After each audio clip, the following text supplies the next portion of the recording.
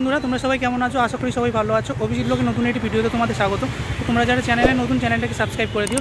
আজকে আমার ব্যাকগ্রাউন্ডে দেখতে পাচ্ছ আমি লেক কালীবাড়ি মাঠে চলে এসেছি। তো কদিন আগে তোমাদের এখানে গণেশ পুজো দেখিয়েছিলাম, দেখতে পাচ্ছ প্রায় একই রকম প্যান্ডেল। আজকে এখানে চলে এসেছি। আজকে খুব সুন্দর এখানে ফার্স্ট টাইম বিশ্বকর্মা পুজো হচ্ছে। তো প্রথম বছর আগে যে কারখানা আছে সেখানে পুজো হতো ডান দিকে, তো আজকে দেখতে পাচ্ছ মাঠের মধ্যে পুজো হচ্ছে। তো খুব সুন্দর দেখতে পাচ্ছ প্যান্ডেল করেছে, আর ভেতরটা কেমন কি ঠাকুর করেছে, কীরকম কি পুজো হচ্ছে তোমাদের দেখাবো। তো দেখতে থাকো আমার সাথে। তো আমি এখন দাঁড়িয়ে আছি সাউদার্ন অ্যাভিনিউ একদম ক্রসিংয়ে। দেখতে পাচ্ছ এই শরৎ বসুর বাঁদিকে যে বাড়িগুলো চলে যাচ্ছে, এদিকটা হচ্ছে লেক কালীবাড়ি। তো দেখতে পাচ্ছ লেক কালীবাড়ি খুব সুন্দরভাবে সাজানো হয়েছে আজ বিশ্বকর্মা পুজো বলে।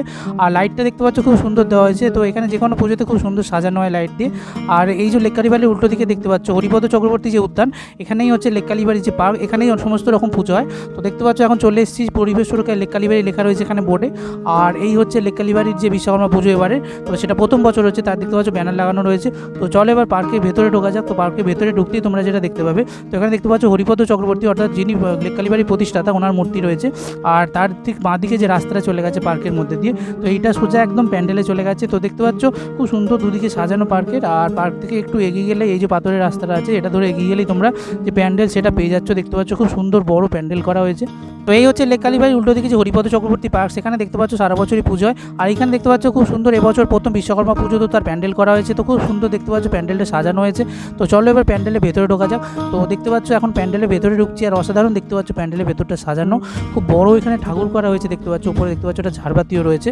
তো এই দেখতে পাচ্ছ প্যান্ডেলের ভেতরে চলে এসেছি। আর দেখতে পাচ্ছ ঝাড়বাতিটা একটা অসাধারণ করা হয় এখানে, খুব সুন্দর ঝাড়বাতিটা মেন আকর্ষণ থাকে। আর এই হচ্ছে বিশ্বকর্মা ঠাকুর, দেখতে পাচ্ছ খুব সুন্দর বড় ঠাকুর করা হয়েছে। এতদিন তোমাদের অন্নপূর্ণা পুজো, দুর্গা পুজো এবং গণেশ পুজো দেখিয়ে এসেছি লেক কালীবাড়ি। আজকে দেখতে পাচ্ছ লেক কালীবাড়ি প্রথম বছর, এই বছর বিশ্বকর্মা পুজো হচ্ছে। খুব সুন্দর দেখতে পাচ্ছ চারিদিকটা সাজানো হয়েছে। তার দেখতে পাচ্ছ পুরো প্যান্ডেলটা হলুদ আর সাদা দিয়ে। কয়েকদিন আগে তোমাদের এখানে গণেশ পুজো দেখিয়েছিলাম। দেখতে পাচ্ছ আজকে এখানে বিশ্বকর্মা পুজোর যে আয়োজন করা হয়েছে খুব সুন্দর, আর প্যান্ডেলটা খুব সুন্দরভাবে সাজানো হয়েছে দেখতে পাচ্ছ। তো সামনে দিয়ে তোমাদের যদি দেখাই দেখতে পাবে খুব সুন্দর দেখতে পাচ্ছ যে বড় ঠাকুর করা হয়েছে। আর দেখতে পাচ্ছ এখানে বিশ্বকর্মা দেব হাতির উপর অধিষ্ঠান করছেন, খুব সুন্দরভাবে সাজানো হয়েছে দেখতে পাচ্ছ বিশ্বকর্মা দেবকে। আর বুকের উপর যে গয়নাটা দেওয়া হয়েছে দেখতে পাচ্ছ মনে হচ্ছে সোনার। তো খুব সুন্দরভাবে সাজানো হয়েছে জড়ি দিয়ে, আর চিকচিক করছে দেখতে পাচ্ছ। আর মালা ফুল দিয়ে খুব সুন্দরভাবে সাজানো হয়েছে। তো দেখতে পাচ্ছ বিশ্বকর্মা দেবের এক হাতে রয়েছে হাতুড়ি এবং অন্য হাতে রয়েছে দাড়িপাল্লা। তো দেখতে পাচ্ছ খুব সুন্দরভাবে সাজানো।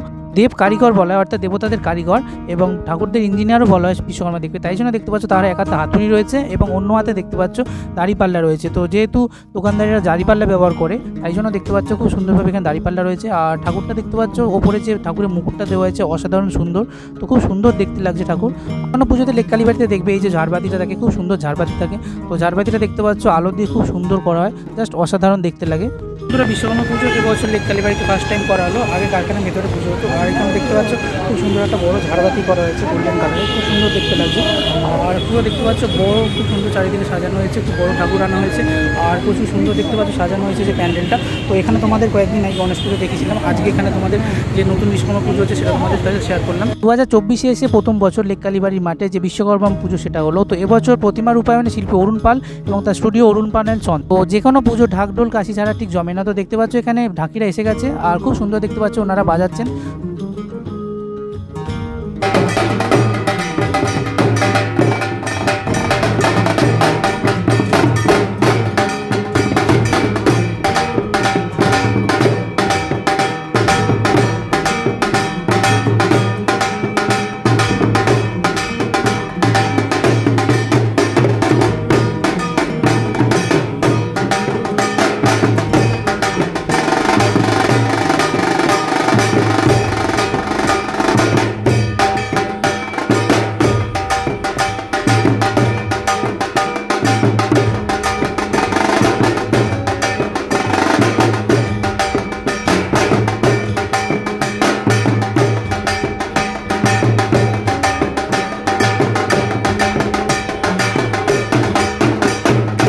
দেখতে পাচ্ছ বড় কোষাকুষি রয়েছে, আর মঙ্গল ঘট দিয়ে এখানে পুজো হয়েছে। আর মাঠটা দেখতে পাচ্ছ আজ পুজো বলে, তো ভক্তদের জন্য ওয়েল মেনটেন আর খুব সুন্দরভাবে সাজানো হয়েছে।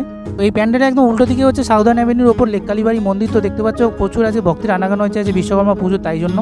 আর এই হচ্ছে লেক কালীবাড়ির যে মা, তো দেখতে পাচ্ছ মাকে আজ স্পেশালভাবে সাজানো হয়েছে যেহেতু আজ বিশ্বকর্মা পুজো। তো দেখতে পাচ্ছ মাকে আজ এখানে হলুদ গোলাপের মালা দিয়ে সাজানো হয়েছে, খুব সুন্দর দেখতে লাগছে। ফুলমালা মিষ্টির এখানে ডালা 51 টাকা থেকে শুরু। তোমরা এখানে বিভিন্ন দামের বিভিন্ন ডালা তোমরা পুজো দিতে পারো। কালীবাড়ির বিশ্বকর্মা পুজোয় তোমরা পারলে এসে ঘুরে যাওয়ার কেমন লাগলো জানিও। কালীবাড়ির এই বিশ্বকর্মা পুজো ব্লগটা কেমন লাগলো তোমরা কমেন্ট করে জানিও। আর দেখতে থাকো Abhijit blog, like share subscribe করতে ভুলো না। তো বাই বন্ধুরা, দেখা হচ্ছে নেক্সট কোনো ভিডিও।